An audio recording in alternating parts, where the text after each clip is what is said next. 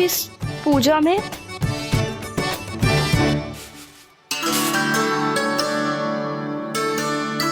ये थाली में रोली चंदन रखने से, दिया जलाने से के होगो? आपको पता भी है एकादशी का व्रत क्यों रखते हैं?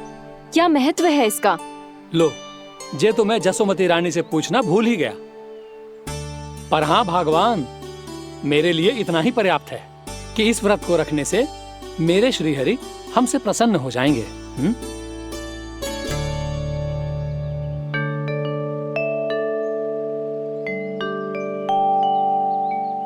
नारायण ही जाने ऐसे कैसे पूजा करते हैं जे श्री हरि की एक मूर्ति तक ना है इनके पास।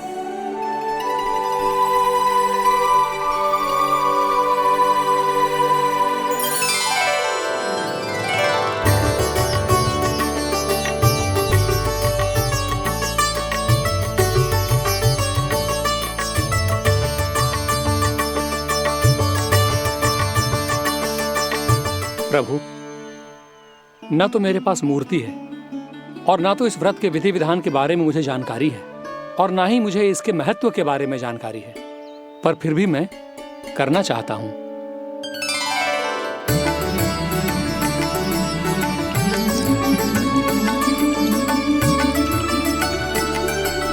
इसीलिए मैं दृढ़ संकल्प लेता हूं,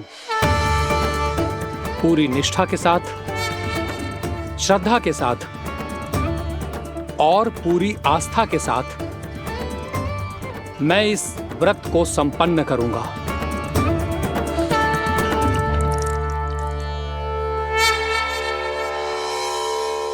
हम संकल्प लेते हैं कि एकादशी के व्रत को पूरी निष्ठा के साथ संपन्न करेंगे।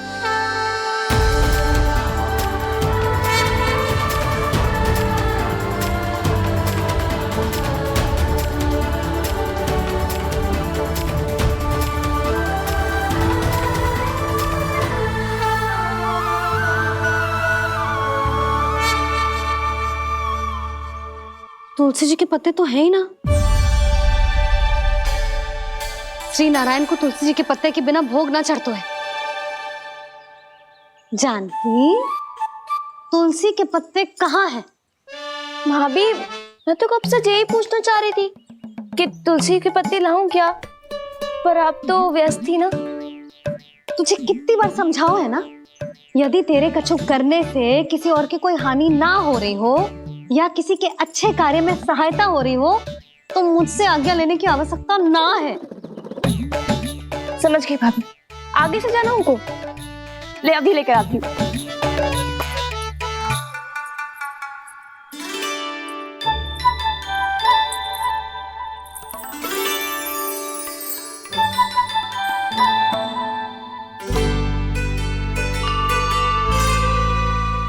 ताऊ, आपने पहले ये व्रत करो है? आपको इसका महत्व पता है? भाभी चल। जानकी, तुमने ये व्रत करो है? फिर तुमको इसका महत्व पता है? सुमति जी, आपको पता है इसका महत्व? कान्हा, क्यों तंग कर रहा है सबको? मैया, सबने करो ये व्रत, मुझे भी करना है।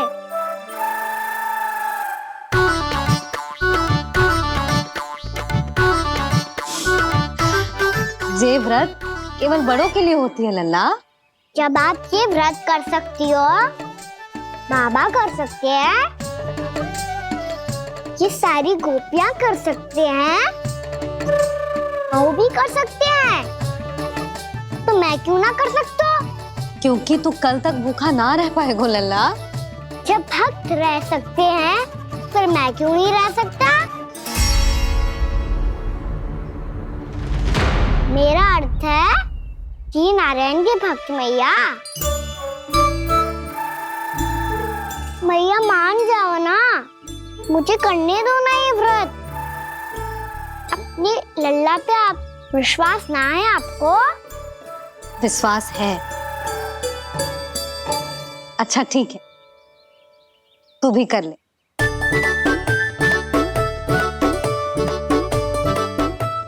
भैया व्रत की कथा तो सुनाओ, मैं तो अबध हूँ ना। मुझे कैसा पता चलेगा कि ये व्रत करते क्यों हैं?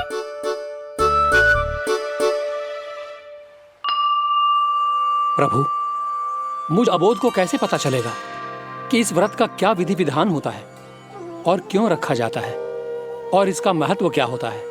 मुझे तो आप ही बता सकते हैं प्रभु। जब व्रत कर रहे हैं तब उसका महत्व भी पता होना चाहिए ना। बताओ ना मैया, क्यों रखते एकादशी का व्रत? इसके लिए तो तुझे एकादशी की कथा सुननी होगी। सुनेगो ना?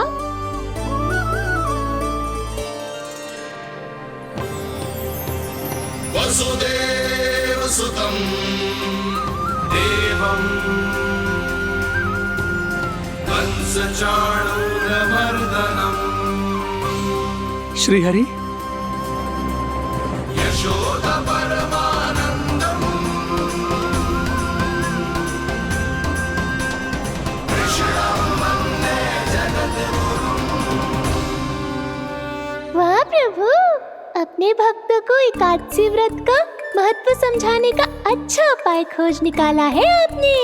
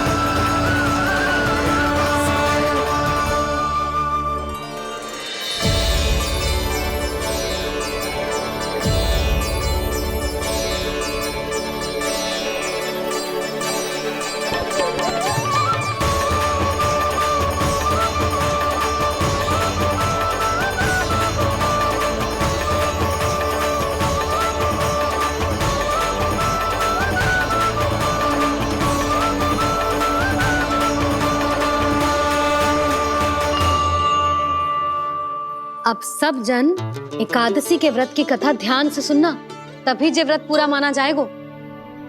समझो लल्ला?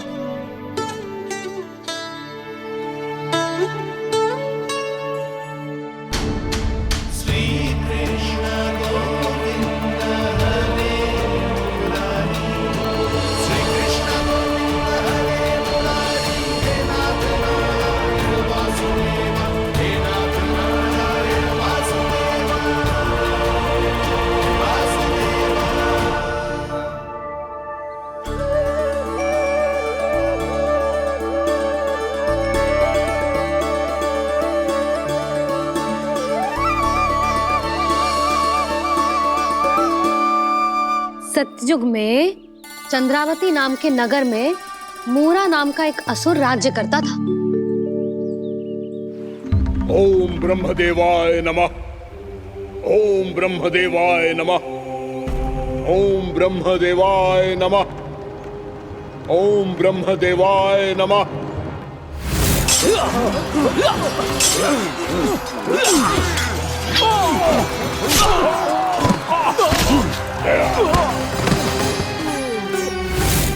ओम ब्रह्मदेवाय नमः।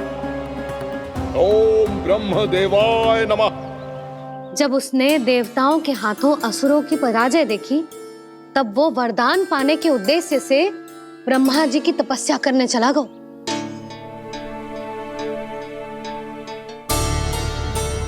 शीघ्र ही मूरा की तपस्या सफल हो गई और ब्रह्मदेव जी उससे प्रसन्न हो गए। ओम ब्रह्मदेवाय नमः। ओम ब्रह्मदेवाय नमः। ओम ब्रह्मदेवाय नमः। ओम ब्रह्मदेवाय नमः। ओम ब्रह्मदेवाय नमः। ओम ब्रह्मदेवाय नमः। ओम ब्रह्मदेवाय नमः। ओम ब्रह्मदेवाय नमः। ओम ब्रह्मदेवाय नमः। मूरा, प्रणाम ब्रह्मदेव। तुम्हारी तपस्या सफल हुई। बोलो, तुम्हें क्या वर चाहिए? सृष्टि के रचयिता ब्रह्मदेव, कृपया मुझे ऐसा वरदान दीजिए जिसकी सहायता से मैं त्रिलोकी विजयी बन जाऊं और कोई देवता मुझे पराजित ना कर सके। यहां तक कि देवताओं के रक्षक, सृष्टि के संचालक भगवान श्री विष्णु के लिए भी मैं अपराजय रहूं। तथास्तु, तथास्तु, तथास्तु। प्रणाम ब्रह्मदेव।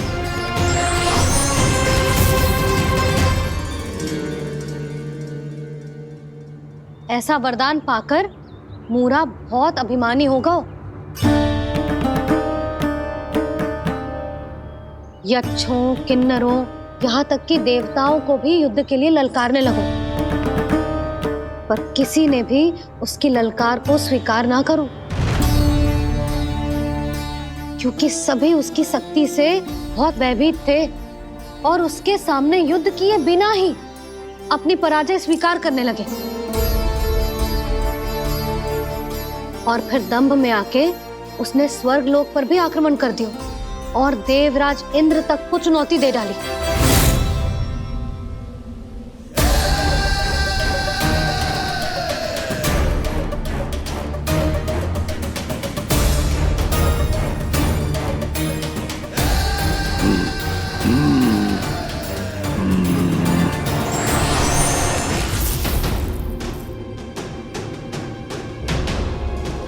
मैं प्रतीक्षा कर रहा हूं देवराज, क्या उत्तर है तुम्हारा? मुझसे युद्ध करोगे या फिर बिना लड़े ही पराजय स्वीकार कर मेरे अधीन हो जाओगे और सौंप दोगे मुझे अपना ये स्वर्ग लोक? सारी शक्ति तुम्हारे मुख में है या कुछ बाहुबल भी है तुम्हारे पास? मैं तुम्हारी चुनौती स्वीकार करता हूं मूरा, मैं तुम्हारी चुनौती स्वीकार करता हूं मूरा।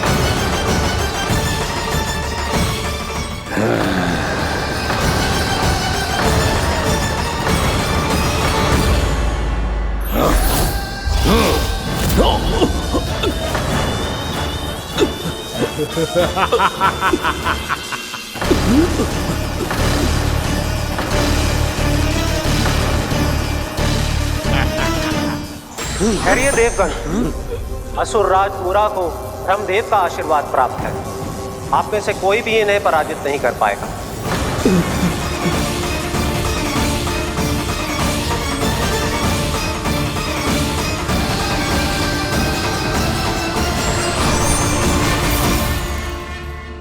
एक अवसर और देता हूं देवराज, युद्ध या अधीनता, क्या उत्तर है तुम्हारा देवराज?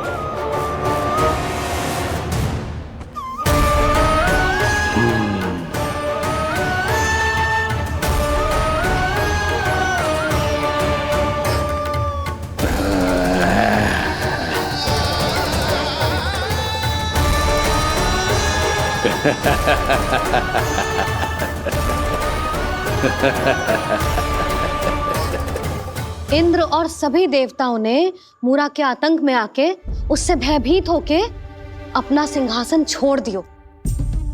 अब मूरा स्वर्ग का अधिपति बन गयो और शीघ्र ही उसने अन्य सभी असुरों को स्वर्ग में निवास करने के लिए आमंत्रित कर दियो और इस प्रकार से वो धीरे धीरे तीनों लोकों का सम्राट बन गयो। उसे किसी ने रोका नहीं मैया?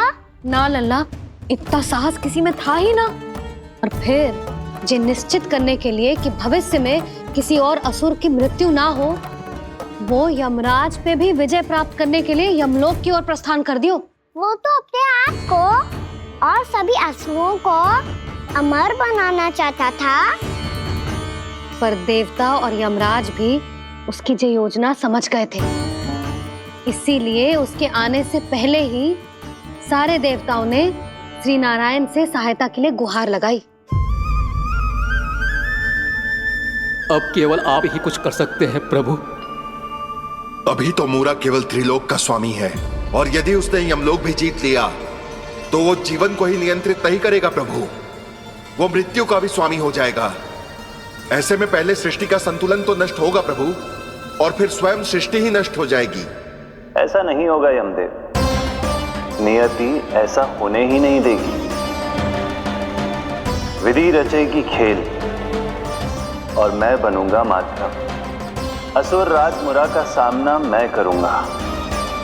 बस आप मुझे चुनौती देने के लिए उसे तैयार कर लीजिए, चाहे उसके लिए आपको साम दाम दंड भेद कोई भी उपाय क्यों ना अपनाना पड़े।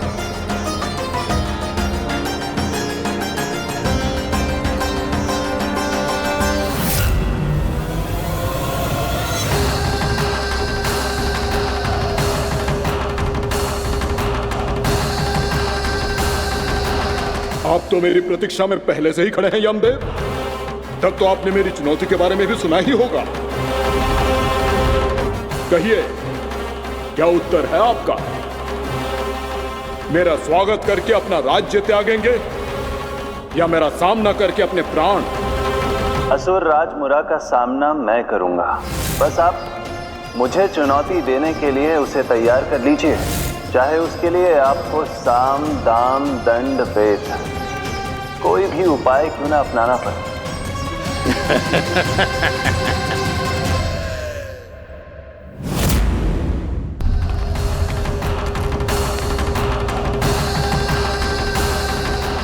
आप तो मेरी प्रतीक्षा में पहले से ही खड़े हैं यमदेव। तब तो आपने मेरी चुनौती के बारे में भी सुना ही होगा। कहिए, क्या उत्तर है आपका? मेरा स्वागत करके अपना राज्य त्यागेंगे या मेरा सामना करके अपने प्राण? हे असुर श्रेष्ठ, मैं आपकी अधीनता स्वीकार करने के लिए तैयार हूं। बस एक विनती है मेरी। शर्त को विनती का नाम देकर पहलाना चाहते हो मुझे यमराज? असुर राज मूरा के सामने शर्त रख पाओ, इतना सामर्थ्य नहीं है तुम में। इसका आभास है मुझे असुरराज, पर मैं आपकी अधीनता स्वीकार करूं इससे पहले आपको स्वामी धर्म का पालन करना होगा। मेरे पुराने स्वामी के क्रोध से मेरी रक्षा करनी होगी आपको। कौन है तुम्हारा पुराना स्वामी? भगवान श्री नारायण। और छोटी माँ, मूरासुर को तो श्री नारायण से भी रक्षा का वरदान प्राप्त था ना? यही तो श्री नारायण की लीला थी बलराम। पर वो राक्षस अपने दम में जे समझ ही ना पाओ कि वो क्या भूल करने जा रहे हैं। अब पहुंच गो भगवान श्री नारायण को चुनौती देने के लिए।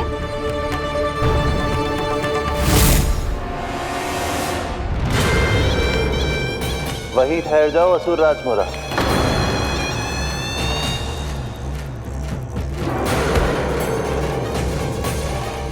यहाँ क्यों आए? आपको पराजित करने और ये वैकुंठ जीतने, ताकि मैं यमलोक का स्वामी बन सकूं। फिर आओ, युद्ध भूमि में मेरा सामना करो।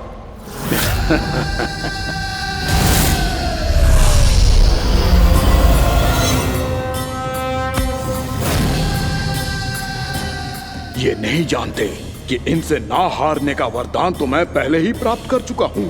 इसलिए युद्ध ठीक से आरंभ हो पाए उससे पहले ही इन्हें जीत लूंगा मैं।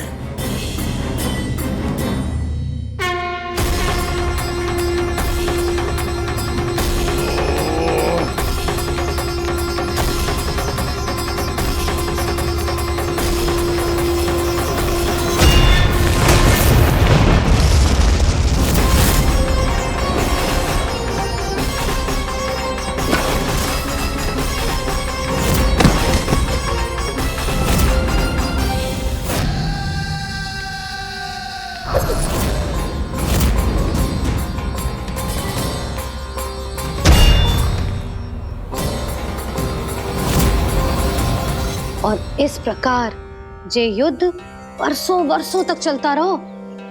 दोनों योद्धा पूरे ब्रह्मांड में अनेक अस्त्रों शस्त्रों के साथ युद्ध करते रहे।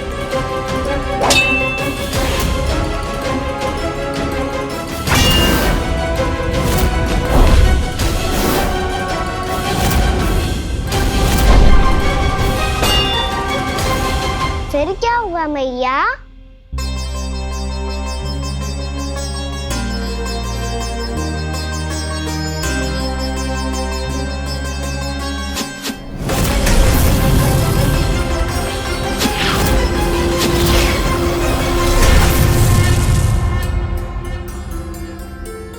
उस युद्ध को कभी समाप्त हुआ हो, पर कैसे? शीघ्र ही वो राक्षस थक गौ लल्ला।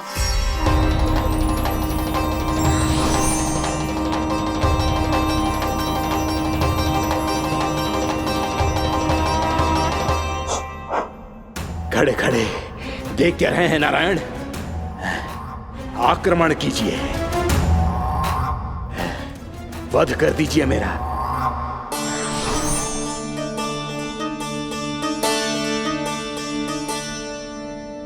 मैं तुम्हारी वीरता से प्रभावित हूं, इसीलिए इतनी थकान की स्थिति में मैं तुम जैसे वीर पर आक्रमण नहीं करूंगा।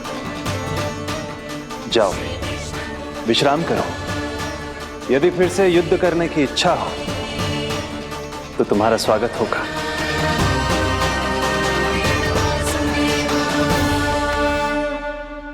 जे कह के श्री नारायण बद्रिका आश्रम चले गए और वहां हिमवत नाम की एक कंदरा में ध्यान लगा के बैठ गए। उधर वो राक्षस विश्राम करने लगो। अनेकों दिन बीत गए और अब वो राक्षस मूरा फिर से स्वस्थ होके बलवान हो गया था। उसने अपनी सारी शक्ति फिर से प्राप्त कर ली थी। श्री नारायण ने उस पर दया करी थी, पर वो फिर से श्री नारायण को छलने को तैयार होगा।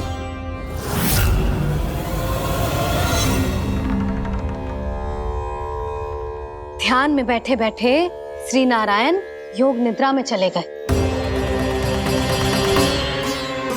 पर दुष्ट मूरा इसी अवसर का लाभ उठा के उनकी कंदरा में घुस आयो ताकि वो सोते हुए श्री नारायण पे आक्रमण कर सके।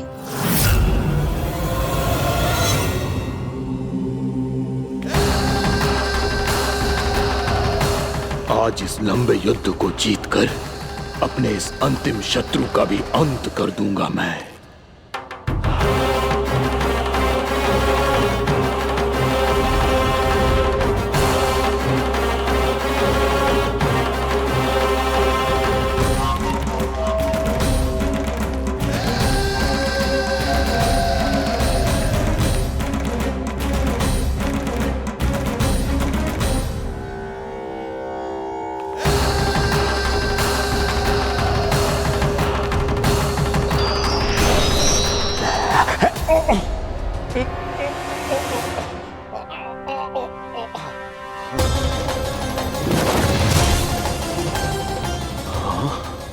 दुष्ट राक्षस,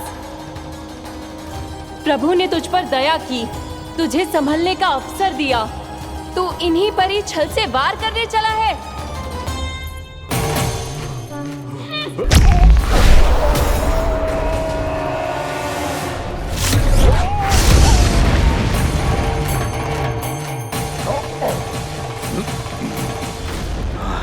मैं अजय हूँ, मुझे कोई पराजित नहीं कर सकता। ब्रह्मा का वरदान है मुझे।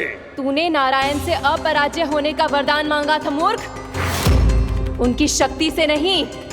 ध्यान से देख, मैं तेरी मृत्यु हूँ, मृत्यु।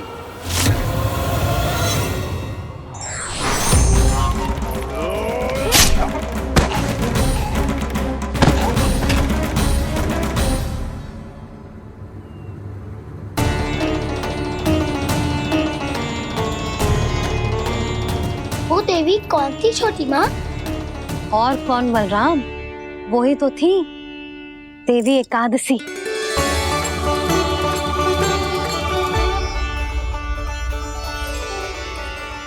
मुझे क्षमा कीजिए प्रभु। आपकी आज्ञा के बिना ही युद्ध करके आपके शत्रु को मृत्यु के घाट उतार दिया। क्षमा नहीं, आपकी तो प्रशंसा होनी चाहिए देवी। असुर राज को मारकर आपने सभी देवताओं को मुक्त करवाया है। इस पापी के अहंकार से तीनों लोकों की रक्षा की है आपने। आप एकादशी की तिथि पर मेरी एकादश इंद्रियों से उत्पन्न हुई हैं। इसीलिए मेरे सभी भक्त आपको उत्पन्न एकादशी के नाम से जानेंगे। सभी तिथियों में आपका स्थान सर्वश्रेष्ठ होगा। जिस तरह आपने राक्षस के आक्रमण से मेरी रक्षा की है, उसी प्रकार एकादशी के दिन व्रत करके जो भी भक्त आपकी कथा सुनेगा, मैं स्वयं उसकी रक्षा करूंगा। जो आपकी पूजा करेगा उसे मेरी विशेष कृपा प्राप्त होगी और उसके साथ साथ उसे मिलेगा धन, सिद्धि और मोक्ष।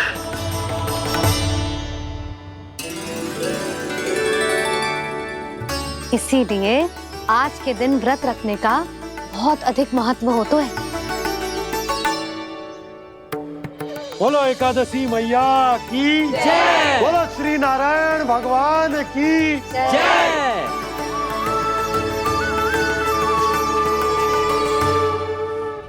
प्रभु की कृपा से एकादशी का महत्व भी पता चल गो और मेरा व्रत भी सफल हो गो।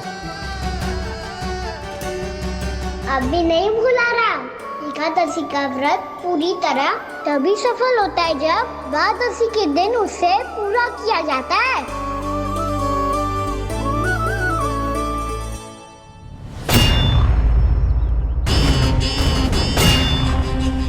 आवश्यक है आपको यह आभास होना कि उस विष्णु अवतार को पराजित करने के लिए आपके साधारण योद्धाओं में वो सामर्थ्य नहीं है।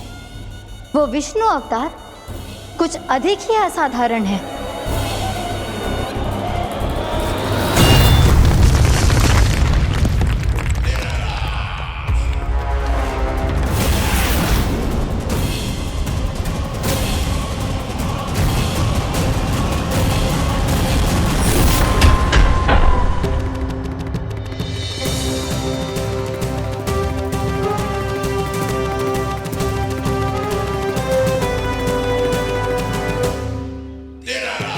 अब मैं दिखाऊंगा उस विष्णु अवतार को असाधारण शत्रु क्या होता है।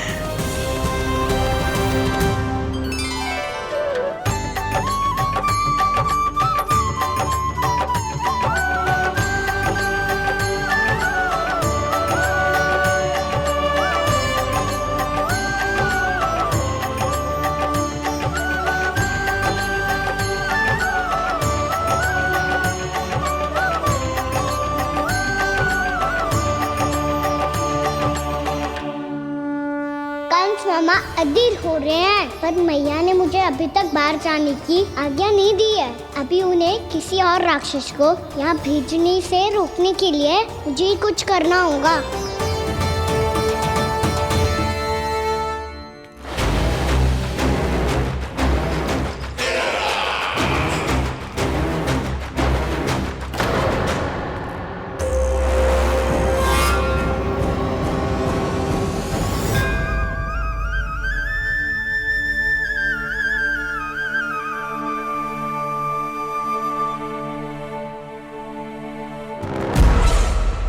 कौन हो तुम? बचपन से ही मुझे मारने का सपना देख रहे हैं, फिर मुझे ही नहीं पहचानते।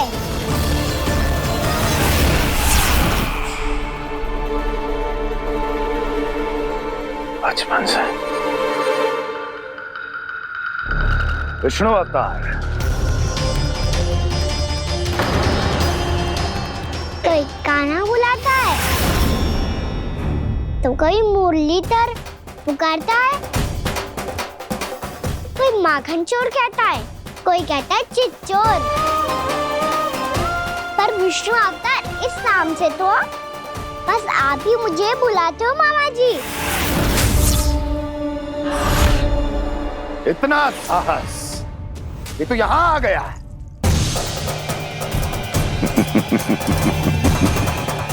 यहां आ तो गया तू विष्णु अवतार, किंतु यहां से जीवित नहीं जाएगा।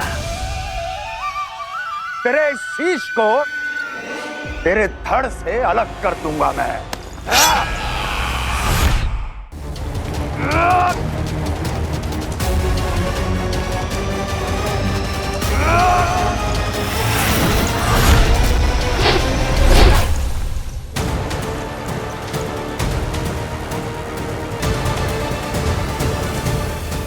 कहाँ देख रहे हो मामा जी?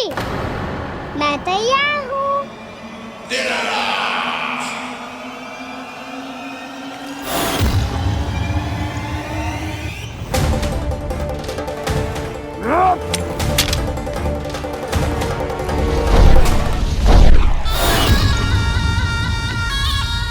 मामा जी, आप सदैव इसी तरह क्रोध में रहते हो क्या?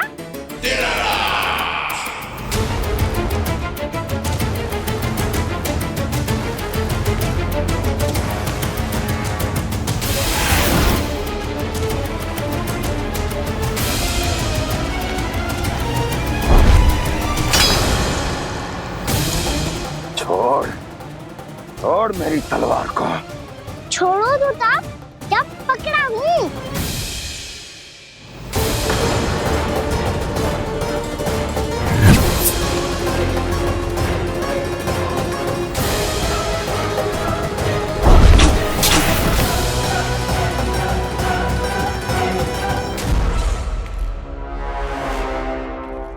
मामा जी,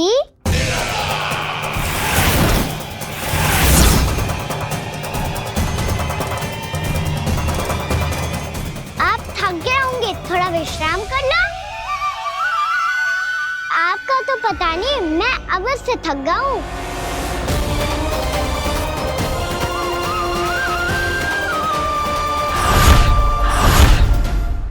मेरे सिंहासन पर बैठने का तो साहस। अभी तो बस अभ्यास कर रहा था मामा जी। भविष्य में मुझे तो बैठना है यहाँ। आपने बल प्रयोग करके से अपने पिताजी से छीना था। मैं आपसे छीन लूंगा। जो छल और बल से लिया जाए वो अधिक समय तक टिकता नहीं है मामा जी।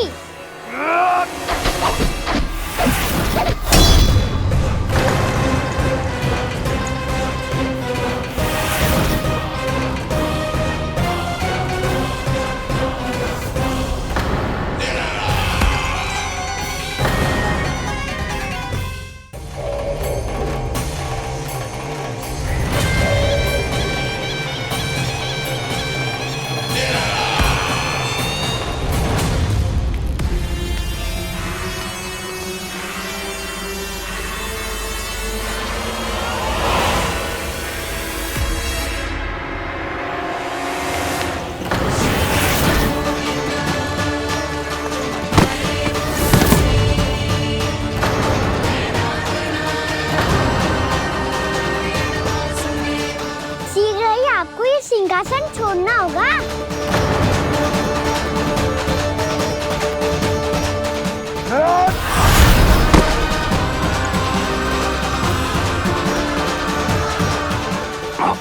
वो मेरा सिंहासन छीनना चाहता।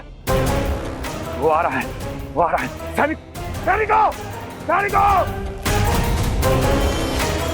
दुर्जन, बंद कर दो सभी द्वार और घरों के, सब के सब।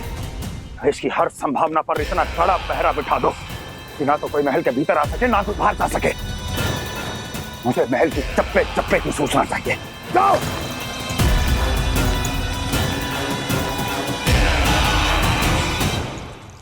सिंहासन।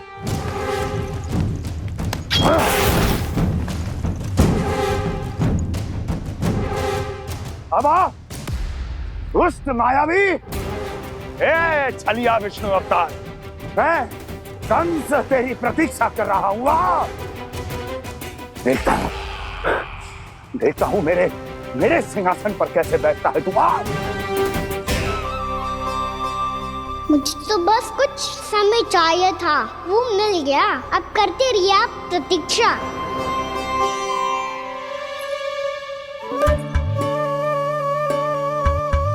जी अपने आप से बातें क्यों कर रहे हो जी?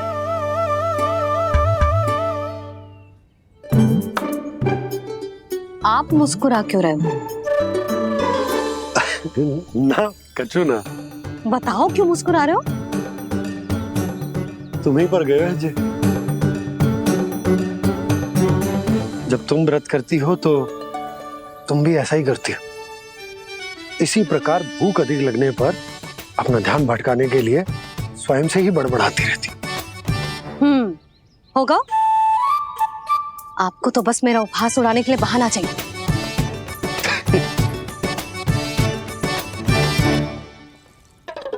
नन्ना, भूख लगी है? ना मैया, व्रत करे तो भूख कैसे लगेगी?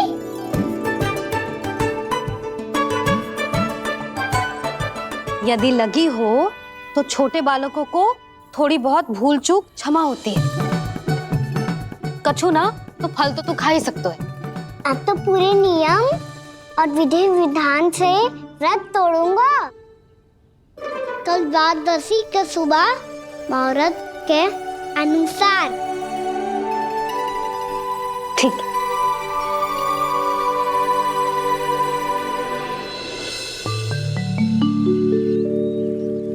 लल्ला, एकादशी समाप्त हो गई है, द्वादशी लग गई है। अब तू व्रत तोड़ सकता है। भोजन कर ले। ले।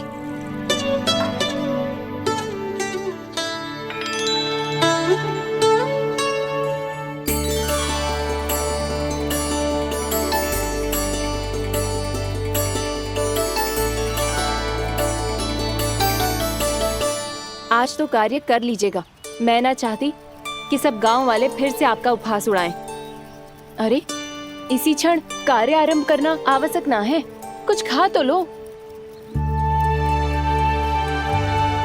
कल भी पूरे दिन व्रत में रहे, अब तो कुछ खा लो। ना ना, अभी बिल्कुल भूख ना है। और हाँ भगवान, तुम्हें चिंता करने की आवश्यकता नहीं है। आज मैं किसी को भी 2 शब्द कहने का अवसर नहीं दूंगा। अरे, कुछ खाओगे पियोगे नहीं तो कैसे रहोगे?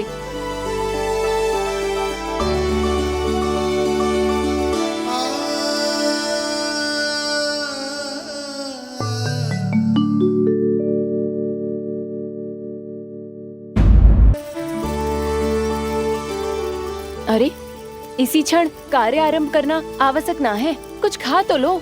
ना ना, अभी बिल्कुल भूख ना है। और हाँ भगवान, तुम्हें चिंता करने की आवश्यकता नहीं है। आज मैं किसी को भी 2 शब्द कहने का अवसर नहीं दूंगा।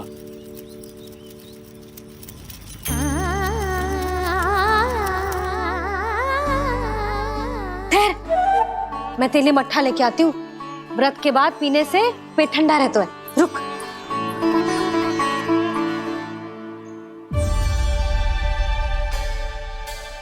भक्तों ने अभी तक व्रत नहीं तोड़ा है, मैं कैसे तोड़ लूं?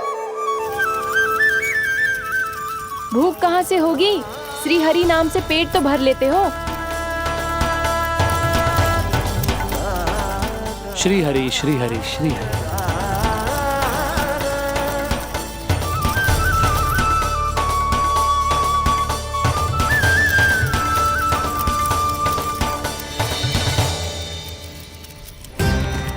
हरि हरि प्रभु हरि, हरि हरि प्रभु हरि, हरि हरि प्रभु हरि, हरि हरि प्रभु हरि।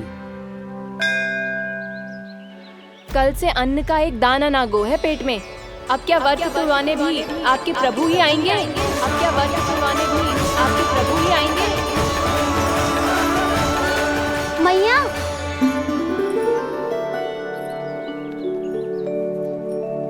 मैया पहले व्रत तोड़ के कछु खा तो लो।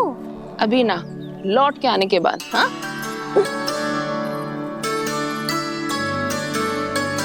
बलराम, ठहरो पुत्र, पहले कुछ खा लो। व्रत तोड़ना आवश्यक होता है। मैया ने एकादशी का महत्व बताया। लगता है मुझे सबको द्वादशी पर व्रत तोड़ने समाप्त करने का महत्व बताना होगा। हरि हरि हरि हरि हरि मेरे हरि।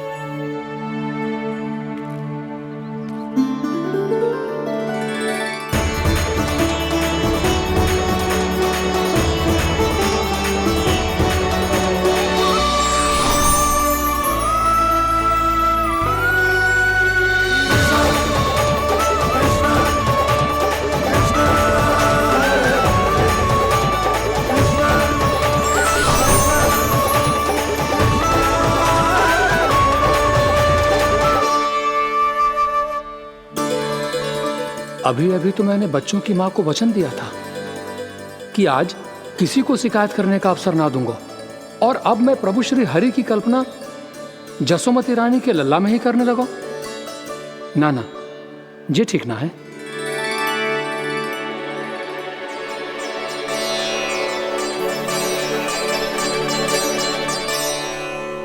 ठीक है तो है, बिल्कुल सही पहचाना है आपने। बड़े तो बड़े, अब तो बालक भी हमारा उपहास उड़ाने लगे। मैं आपका उपहास नहीं उड़ाने आया, मैं तो आपके एकादशी के व्रत को पूरा कराने आया हूँ।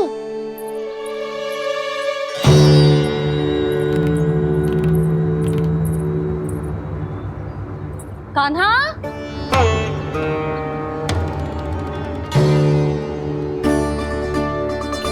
तो ये रे आपकी छड़ी और ये रे मेरी पीठ।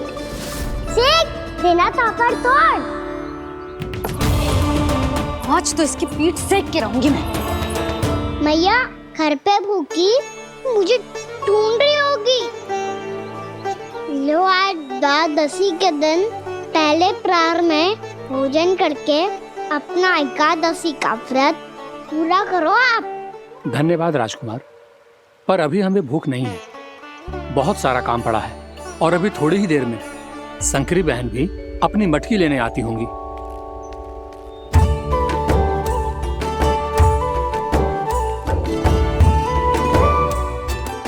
पर मैं आपका व्रत पूरा कराए बिना नहीं जा सकता। भला क्यों? भक्त भूखा रहे और भगवान खा ले, ऐसा हो सकता है भला?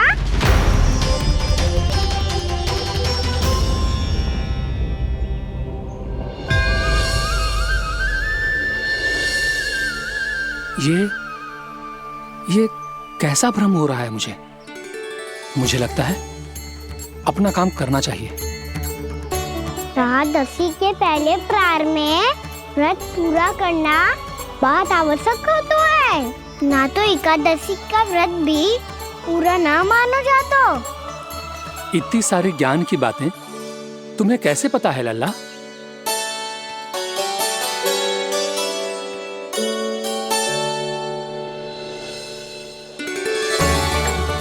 जैसे एकादशी की कथा होती है, वैसे द्वादशी की महिमा भी एक बहुत महत्वपूर्ण कथा है।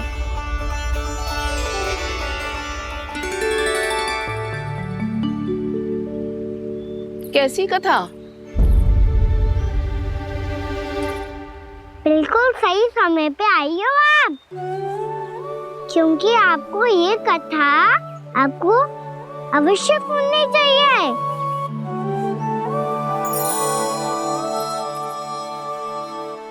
मुझे क्यों? पहले सुन तो लियो, फिर स्वयं ही पता चल जाएगा। बहुत समय पहले एक राजा हुआ करते थे, राजा अम्बरीश। भगवान श्री हरि के बहुत बड़े भक्त थे। ओम नमो नारायणाय। ओम नमो नारायणाय।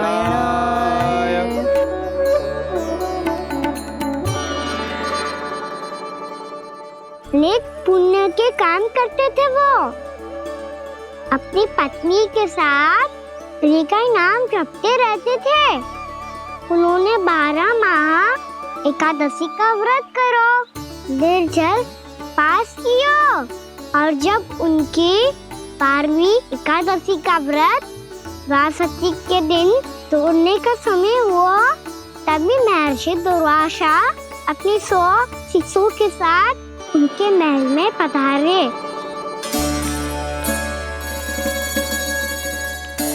प्रणाम स्वीकार करें महर्षि। आप जैसे महान ऋषि मेरे राज्यसभा में आए, वो भी ऐसे अवसर पर जब मैं और मेरी पत्नी निरंतर 12 एकादशियों के बाद अंतिम एकादशी का व्रत तोड़ेंगे। इससे बड़े सौभाग्य की क्या बात हो सकती है हमारे लिए। आज आपके साथ साथ मेरा और मेरे शिष्यों का एकादशी व्रत भी पूरा होगा। संभव है प्रभु की इच्छा यही हो कि हम सब अपना व्रत एक साथ तोड़ें। ये तो अत्यधिक प्रसन्नता की बात है महर्षि। तो फिर ठीक है, हम सब यात्रा से थके हैं। व्रत तोड़ने से पहले हम स्नान करना चाहते हैं। जैसी आपकी इच्छा महर्षि। जब तक आप लोग लौटेंगे तब तक आपके सारे प्रबंध यहाँ हो चुके होंगे।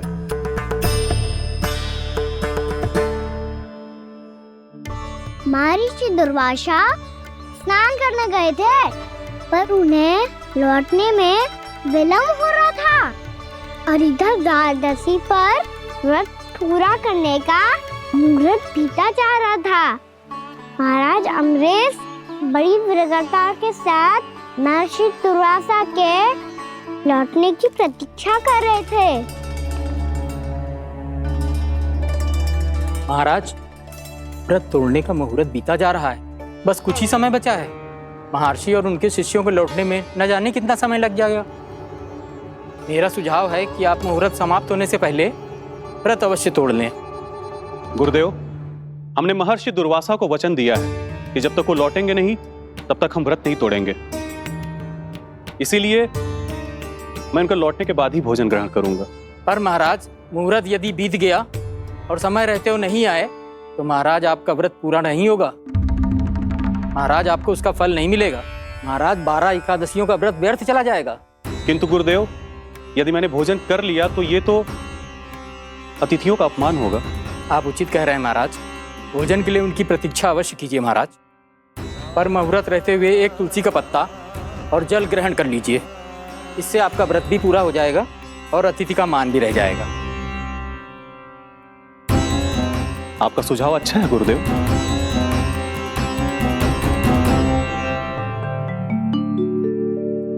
जैसे ही महाराज ने तुलसी का पत्ता खाया, वैसे ही महर्षि दुर्वासा लौट आए। महाराज,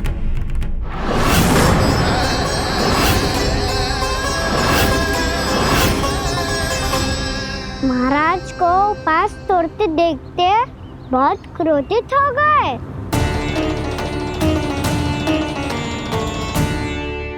बहुत बड़े भक्त हैं आप, परंतु आप ये नहीं जानते अपने अतिथियों के साथ कैसा व्यवहार करना चाहिए। आपने हमें साथ भोजन करने का वचन दिया था, पर अपना व्रत क्यों तोड़ा आपने? महर्षि, मैंने भोजन नहीं ग्रहण किया। कहीं मुहूर्त न निकल जाए इस कारण मैंने एक तुलसी का पत्ता ग्रहण कर लिया। 56 भोग खाया हो या एक पत्ता, अपना व्रत तोड़कर अतिथियों का अपमान किया है, मेरा अपमान किया है। अब आपको दंड भोगना होगा ताकि आप सीख पाएं कि अतिथियों के साथ कैसा व्यवहार होना चाहिए। महर्षि, आप जो भी दंड मुझे देंगे मुझे स्वीकार है, किंतु आप क्रोधित मत होइए। क्रोध का कारण आपने दिया है महाराज। एक महर्षि का अपमान करके राक्षसी प्रवृत्ति का परिचय दिया है आपने। इसीलिए अब एक राक्षसी आपको दंड देगी।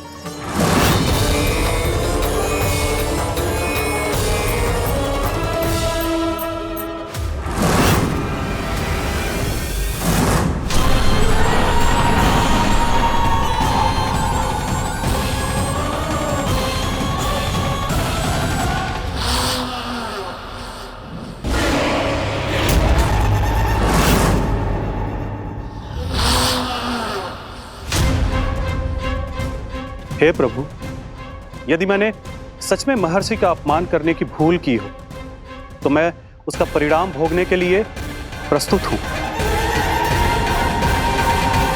ओम नमो नारायणाय, ओम नमो नारायणाय नमः।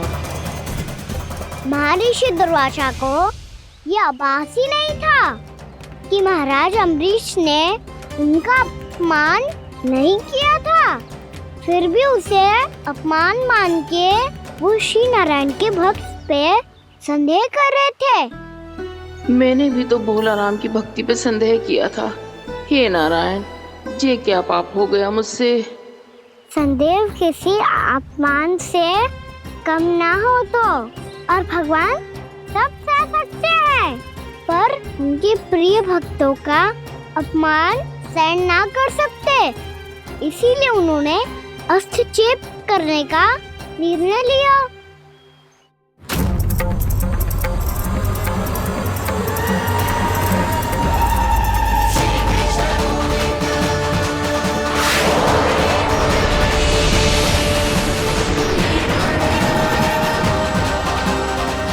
ओम नमो नारायणाय।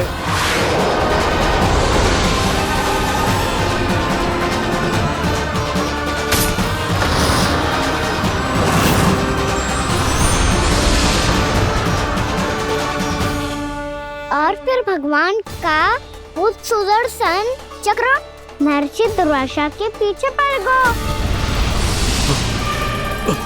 ये चक्र तो मेरी ओर बढ़ रहा है। ओम नमो नारायणाय। ये कैसे संभव हो सकता है? कोई रोको इसे, कोई रोको इसे।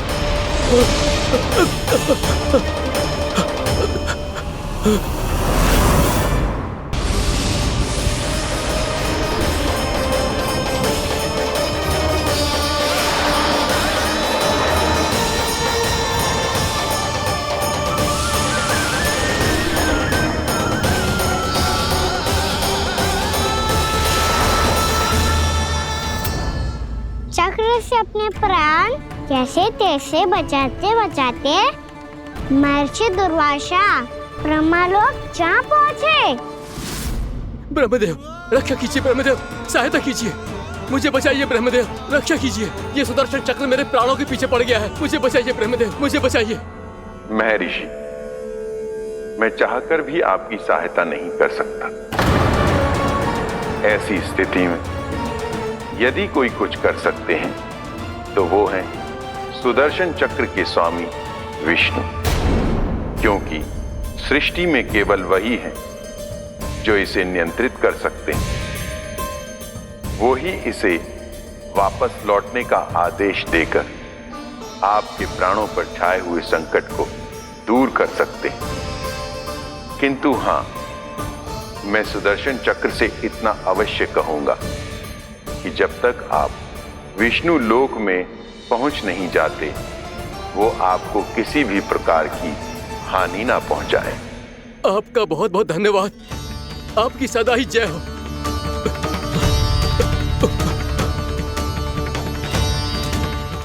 फिर क्या था?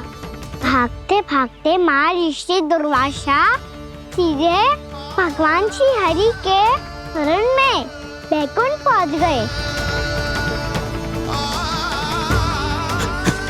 त्राहिमाम प्रभु, त्राहिमाम, मुझे बचाइए, मेरी सहायता कीजिए प्रभु, मेरी सहायता कीजिए। मैं आपके इस चक्र और ऊर्जा से नहीं भाग सकता प्रभु, कृपया करके अपने सुदर्शन को रोकिए, इसे वापस लीजिए प्रभु। यह असंभव है महर्षि। एक बार सुदर्शन चक्र मेरे हाथों से छूट जाए तो अपना उद्देश्य पूरा किए बिना, मेरे भक्तों की रक्षा किए बिना वापस नहीं लौटता। कोई तो उपाय होगा प्रभु, कृपया करके मेरे प्राण बचाइए प्रभु। मैं सुदर्शन की ऊर्जा से जलकर भस्म नहीं होना चाहता प्रभु। आप जो कहेंगे मैं करूंगा प्रभु, मेरी सहायता कीजिए प्रभु, मेरी सहायता कीजिए। मुझे नहीं लगता कि आप वो कर पाएंगे। मैं अवश्य करूंगा, मैं अपनी प्राण रक्षा के लिए कुछ भी करूंगा प्रभु। आपने मेरे भक्त राजा अम्बरीश को भक्ति का कर्तव्य निभाने के लिए अपमानित और दंडित किया है महर्षि, पर भक्त की रक्षा करना भगवान का कर्तव्य है। इसलिए यदि आप भक्त राजा अम्बरीश के पास जाकर क्षमा याचना करें और यदि वो आपको क्षमा कर दे तो ही ये चक्र आपके प्राण लिए बिना लौट सकता है। अन्यथा आप तो जानते हैं महर्षि, मेरे भक्त का अपमान मेरा अपमान। भक्त का अपमान भगवान के अपमान से कम ना हो तो है। महर्षि दुर्वासा को भी ये बात समझ आई और फिर उन्होंने महाराज अम्बरीश से क्षमा याचना की। महाराज महाराज महाराज महाराज महाराज, मुझे क्षमा करें महाराज, मुझसे बहुत बड़ी भूल हो गई महाराज, मुझसे बहुत बड़ी भूल हो गई महाराज। महर्षि, आप हमारे चरण छुए ये उचित नहीं। महाराज महाराज अम्बरीश, आप नारायण के सच्चे भक्त हैं। मैंने आपको अपमानित किया, दंडित करने का प्रयास किया महाराज। इस अपराध के लिए मुझे क्षमा कीजिए महाराज, और इस सुदर्शन चक्र से मेरे प्राण बचाइए महाराज।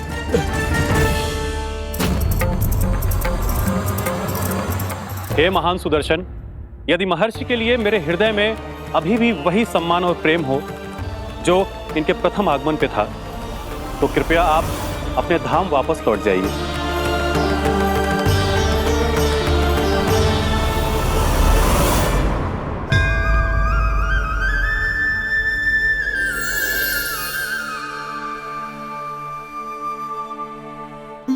आपका बहुत बहुत धन्यवाद महाराज अम्बरीश। मैं आपको आशीर्वाद देता हूं कि आप देवराज इंद्र के समान शक्तिशाली हों। आपकी कीर्ति का पताका 10 दिशाओं में फहराए। मेरी बस एक ही इच्छा है महर्षि, कि मैं आपके साथ अपना उपवास तोड़ सकूं। अवश्य महाराज, हम सब भोजन आपके साथ करेंगे और अपने आप को नारायण की सेवा में अर्पित करके व्रत को पूरा करेंगे, क्योंकि आज जो यहाँ हुआ है उससे सिद्ध हो चुका है कि एकादशी व्रत का फल द्वादशी की सुबह भोजन करने से ही प्राप्त होता है। इस कथा से हमें पता चलता है कि सभी को द्वादशी के सुबह भर पेट भोजन करके एकादशी का व्रत पूरा करना चाहिए। और दूसरी बात, भगवान की सच्ची भक्ति अपमान कभी ना करना चाहिए। उनके साथ सदैव प्रेम से व्यवहार करना चाहिए। यही भगवान को सबसे अधिक प्रिय है। भैया भोलाराम, मैंने भी श्री हरि पे तुम्हारे विश्वास का उपहास उड़ाया था, मुझे क्षमा कर दो। ना ना, आप क्षमा मांगकर मुझे लज्जित मत करो, आप तो मेरी बहन जैसी हैं। जब महर्षि दुर्वासा जैसे महान ऋषि को भी प्रभु के भक्त से क्षमा मांगनी पड़ी, तो मैं तो बहुत ही तुच्छ हूँ। मुझे आपकी किसी भी बात का बुरा ना लगा। पर पता है प्रभु को कौन सी बात कब बुरा रखता है? कौन सी बात? जब उनका भक्त भूखा रहे, हमें भी अपना व्रत पूरा ना करे। और जैसा कि आप सभी ने अभी कथा से सीखो है, एकादशी के व्रत को द्वादशी की सुबह अवश्य पूरा करना चाहिए। अब आप जाओ, अपना व्रत पूरा करो।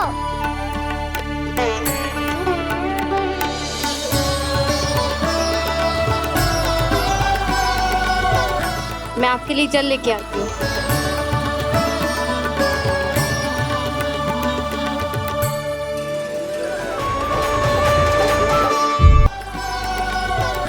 मैं आपके लिए जल लेके आती हूँ।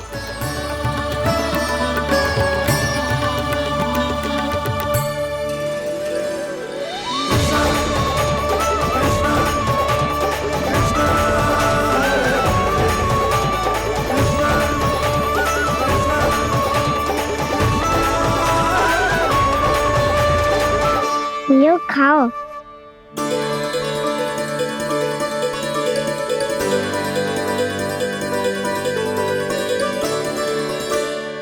कान्हा,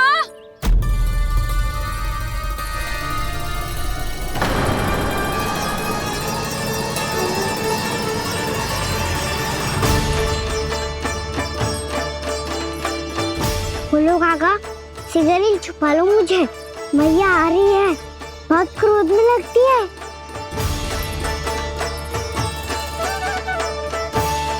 आज तो बहुत दंड मिलेगा। अभी क्षण भर पहले तो ये साक्षात भगवान के रूप में बात कर रहे थे, और अब अचानक ही ऐसे बालक बन गए जो मैया से दंड मिलने के भय से व्याकुल हैं।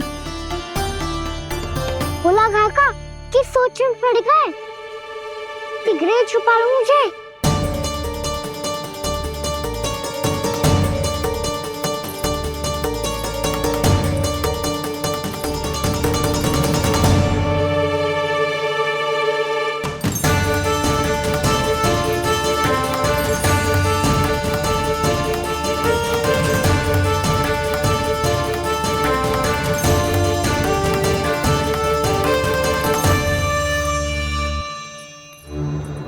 भोलानाथ जी, कान्हा को देखो है क्या?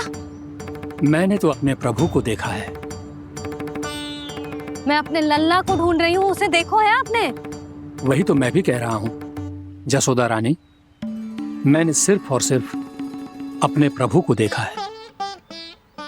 ये तो अब भी अपनी भक्ति में ही खोया हुआ है। इससे पूछ के कछु लाभ ना है, मुझे ही ढूंढना पड़ेगा।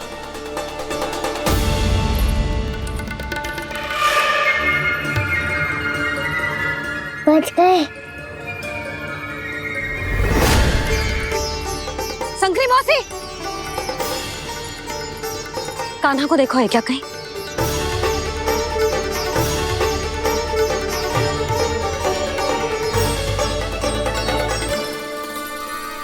बोला काका मुझे शीघ्र निकालो ना यहाँ से, भैया फिर से इधर ही आ रही है। सब कहते थे श्री हरि मेरे घर ना आ सकते। देखो आज प्रभु आ गए, उन्होंने अपने हाथ से मेरा व्रत पूरा कराया। हाँ आते हैं और आगे भी आएंगे हमारे श्री हरि हमसे मिलने और आके मोक्ष देंगे, है ना?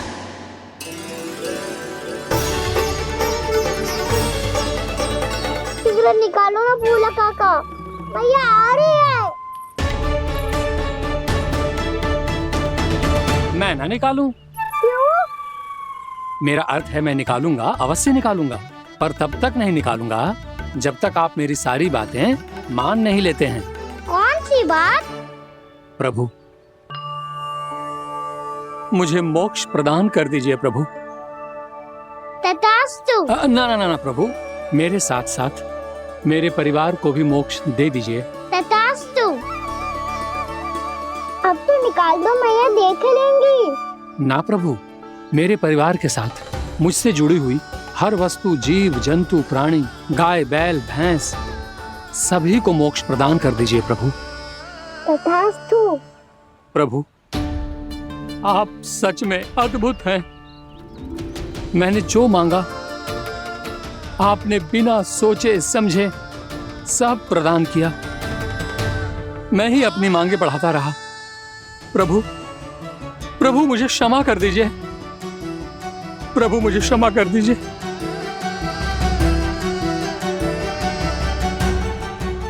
आइए प्रभु।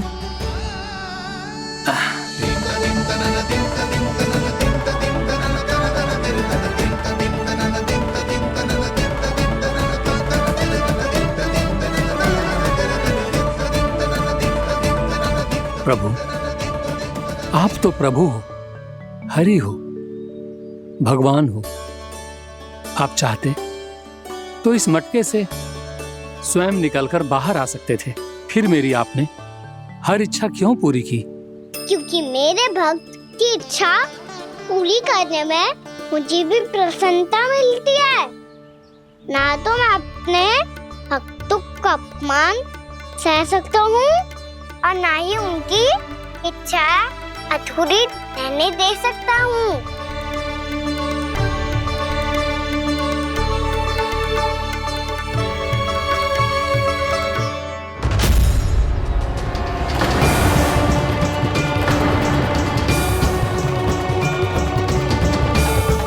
क्या कही थी तूने?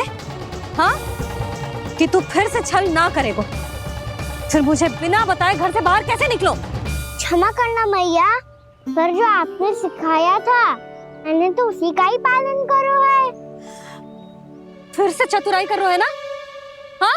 आप ही ने तो कही थी ना, यदि कछु करने से किसी को हानि ना पहुंचती हो या फिर किसी अच्छे कार्य में सहायता हो रही हो तो आज्ञा लेने की आवश्यकता ना होती।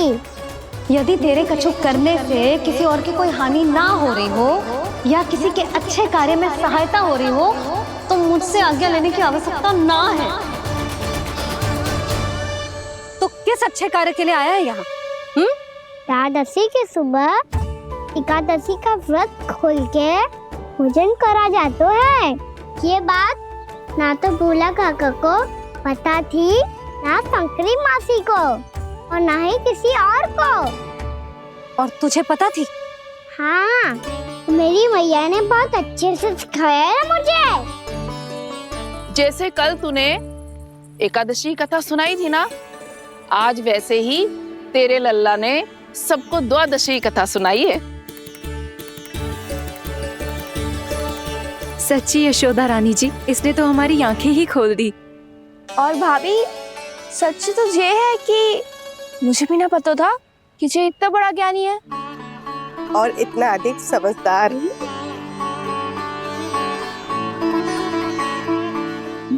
द्वादशी की कथा? वो तो मैंने इसे कभी सुना ही ना है। फिर इसे कैसे पता थी?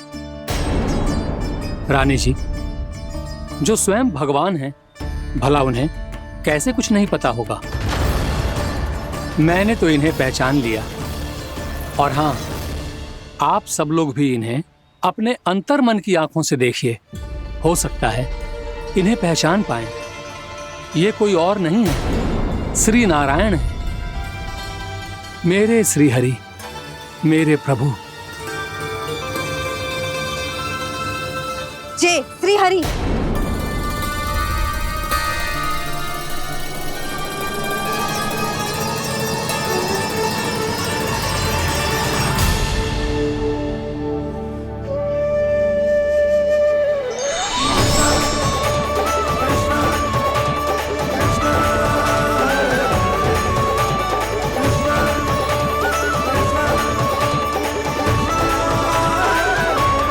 ये क्या कर दिया भोला?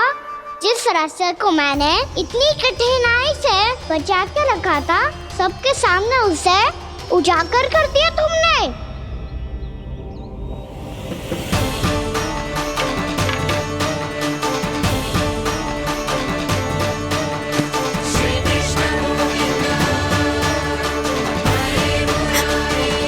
नारायण, नारायण, श्री नारायण।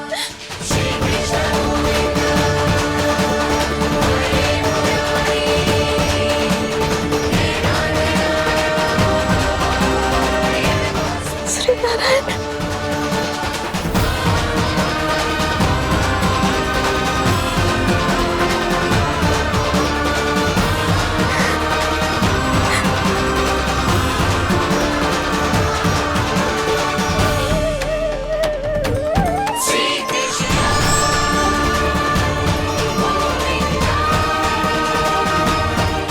श्री नारायण प्रभु।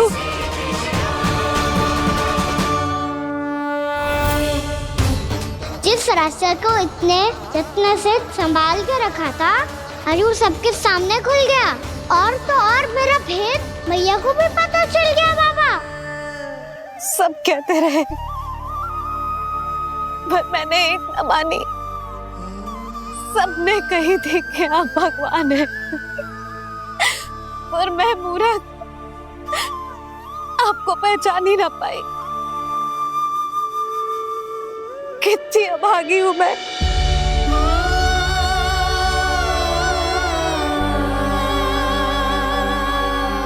जिस मुंह से मुझे आपकी महिमा गानी चाहिए थी, उसी मुंह से मैंने आपको डांटा है।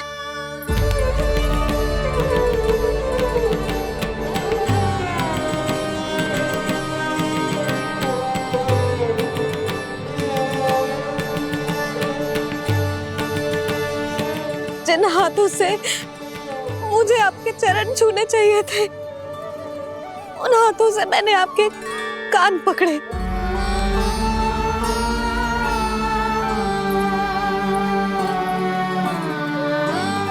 मुझे तो आपकी सेवा करनी चाहिए थी प्रभु, और मैंने आपको दंड दियो,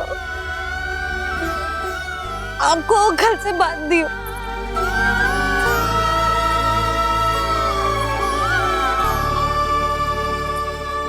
बावली हो गई थी प्रभु। अपने श्री नारायण को, अपने प्रभु को एक साधारण सा बालक समझ लियो मैंने। मैं आपके लिए भगवान नहीं हूँ मैया, साधारण बालक ही हूँ, बस आपका लल्ला। बुद्धि भ्रष्ट हो गई थी, भूल पर भूल करती चली गई। आज भी आपके पीछे पीछे छड़ी लेकर दौड़े चले आए।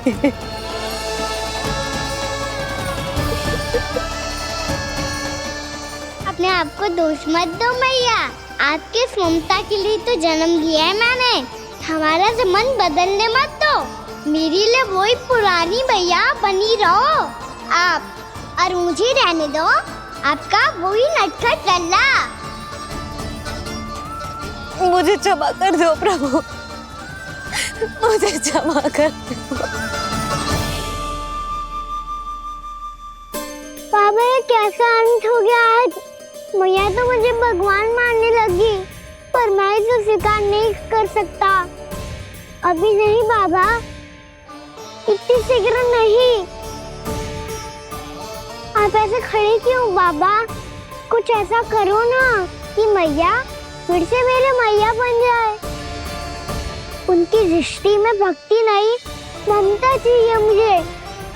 कान्हा, मेरे सामर्थ्य में हो तो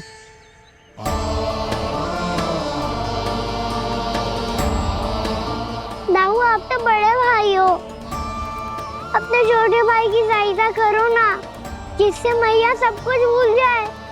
मैं क्या कर सकता हूँ कान्हा? कोई तो सहायता करो मेरी।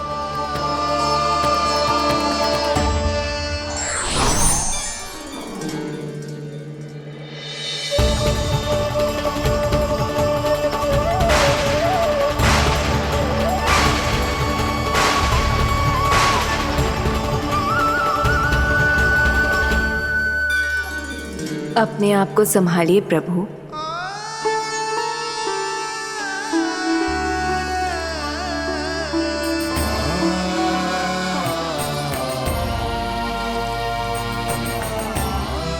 देखो ये क्या हो गया, भैया को सब पता चल गया। अभी तो मुझे मैया की ममता का शौक पूरी तरह हिला ही नहीं था। योग माया,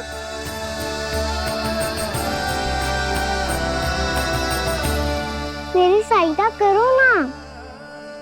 कितनी अद्भुत है ममता की शक्ति। भगवान को भी एक साधारण बालक बना देती है। बालक की बना रहना चाहता हूँ मैं, नहीं चाहता दिव्य होना, नहीं चाहता भगवान बनना। बस मैया की गोद में रहकर ममता की रस से सेम को भिगोना चाहता हूँ।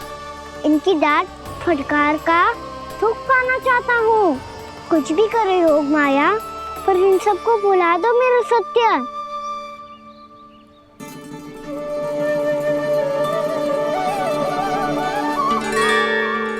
पर इन्हें तो मोक्ष का वरदान मिल गया है प्रभु,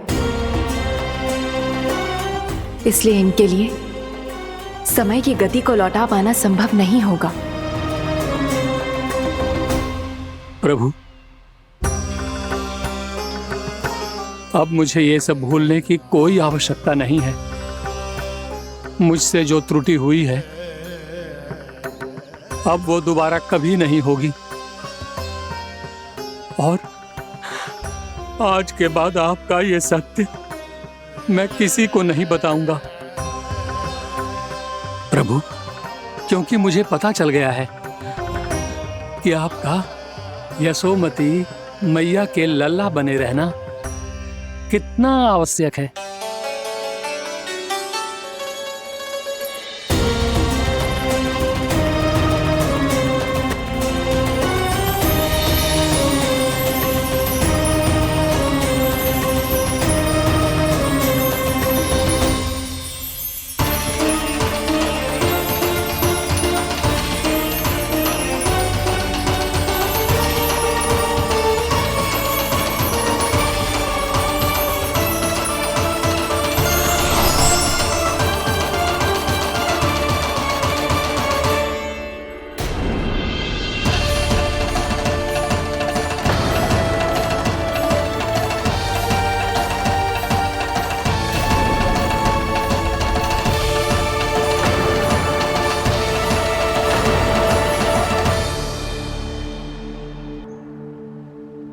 आपकी छड़ी। पहले चुपके से भाग जातो है, फिर स्वयं ही छड़ी भी पकड़ा रोए हैं? नटखट कहीं का। हंसी आ रही है? अरे किस बात पे इतनी हंसी आ रही है रे? हाँ?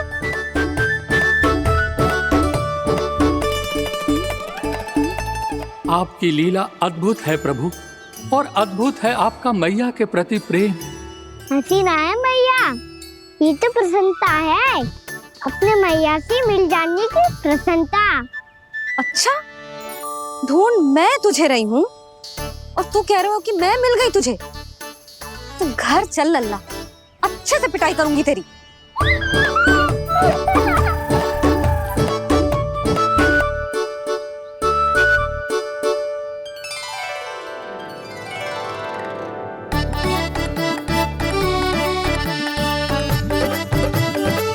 जब पिटाई से गाल लाल होंगे ना तेरे, तब हंसी बंद होगी तेरी। चल।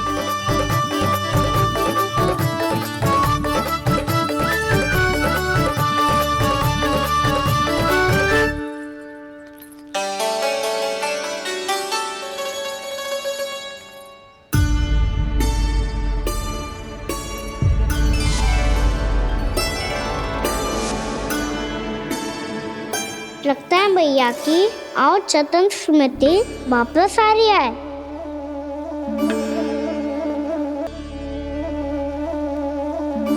यशोदा, क्या होगो? ना कछु ना। आपको बताऊंगी तो और हंसेंगे मुझ पे। बोल दो, मैं उपवास ना उड़ाऊं, सच्ची। देखो देखो इसे कैसे हंस रहा है। मेरे हाथ में छड़ी है, मैया क्रोधित है, पर जे तनिक में बहना लग रहा है इसे। हाँ, हंसे जा रहा है।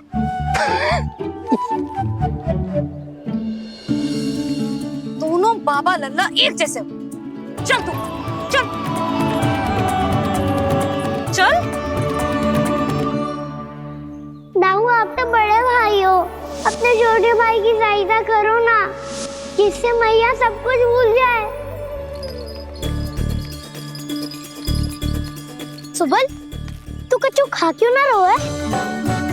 व्रत ही करना था तो बलराम के जैसे कल कर ले। तो कल तो एकादशी भी थी। खाना के बिना कछु करने का मेरा मन ही ना कर। तो बात तो सच्ची है, उसके बिना गोचारण भी ऐसा लगता है जैसे कितना भारी कार्य है, व्यवस्था में करना पड़ता है। सही कह रहे हो तुम दोनों। मैं तो गोपालक भी इसलिए बना था ताकि कान्हा के संग खेलने को मिल जाए। बलराम तो हमारा सगा कम और मुख्य अधिक है।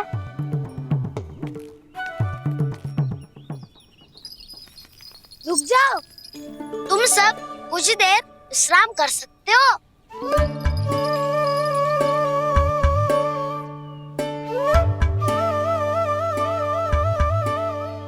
तू बोल।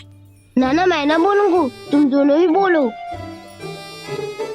और तुम सबका सखा पहले हूँ और टोली का मुखिया बाद में, इसलिए घबराने की आवश्यकता नहीं है। जो भी बात है बिना हिचक बता सकते हो मुझे। तो फिर कुछ ऐसा करो ना कि कान्हा फिर से हमारे साथ गोचारण करने के लिए आने लगे।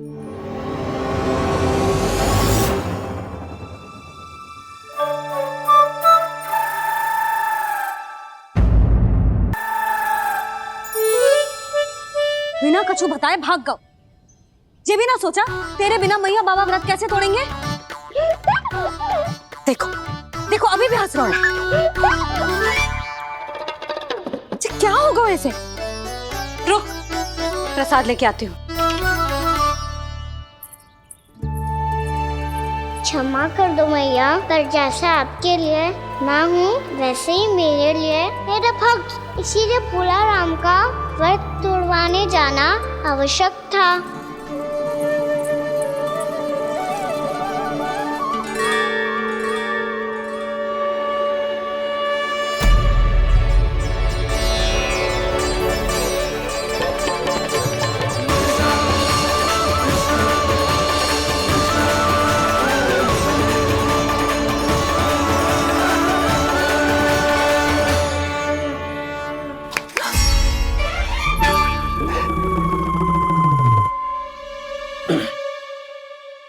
सुधा, फिर से खो गई तुम। अरे कौन से स्वप्न लोक में चली जाती हो तुम बार बार? हमें भी बताओ। माया का प्रभाव ममता पर अधिक समय तक नहीं रह पाता प्रभु। अरे बोलो ना यशोदा, क्या सोच रही थी?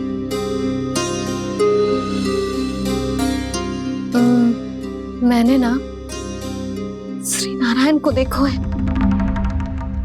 हाँ तो वो तो मैं भी देख रहा हूँ, यही तो है हमारे सामने। ये वाले ना, तो मैंने साक्षात श्री नारायण को देखो है, वो भी अपने कान्हा के भीतर देखो। कान्हा के भीतर?